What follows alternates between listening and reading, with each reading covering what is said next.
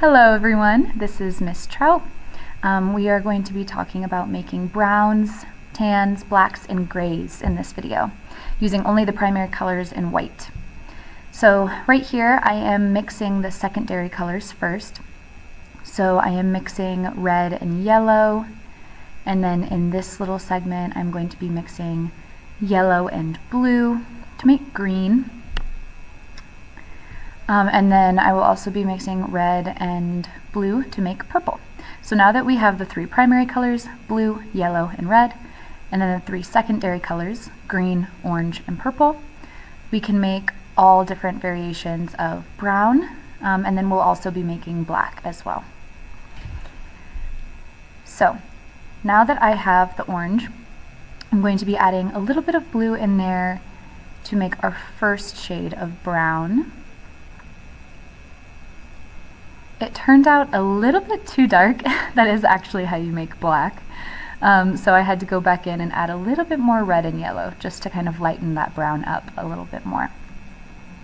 So here you can see a nice orange tinted brown, which is a really warm, nice brown.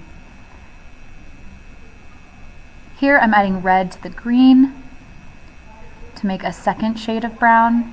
As you could probably guess, this brown is going to be a little more green tinted.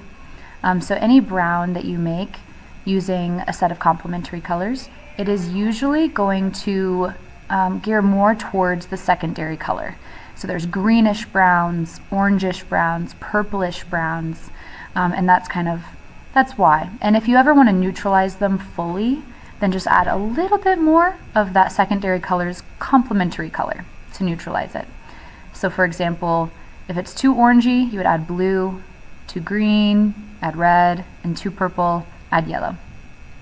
Here I'm adding white to each of the browns just to make them a little bit more opaque, but then also lighten them. So this is the tan version of each of those browns.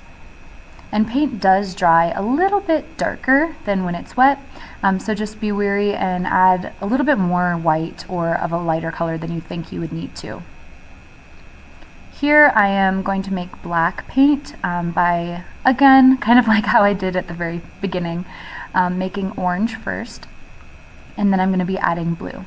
The difference between brown and black is that the black ratio has a lot more blue than the other two primary colors. So you'll essentially make a brown and then just go ahead and add way more blue to it. And see, that was pretty quick and easy, but it's a very nice opaque black as far as these being student grade acrylics go. Now I'm just adding a little bit of white in there to make a gray, and then I'm going to add even more white to make a very light gray. And there you go, you have browns, blacks, tans, and grays using only the primary colors. I hope you enjoy. Thank you.